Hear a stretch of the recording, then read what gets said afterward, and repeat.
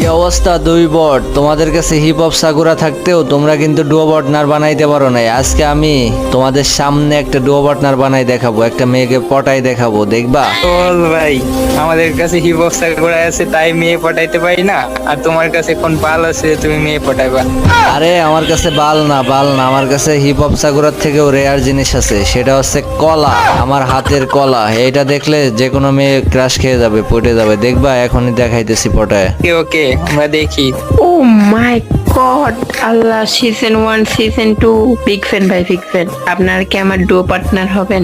আরে রিয়া, তুমি এই বটদের ডুও না হয়ে আমার ডুও হও। আমার কাছে কি এমন আছে যে তোমার ডুও পার্টনার হব আমি?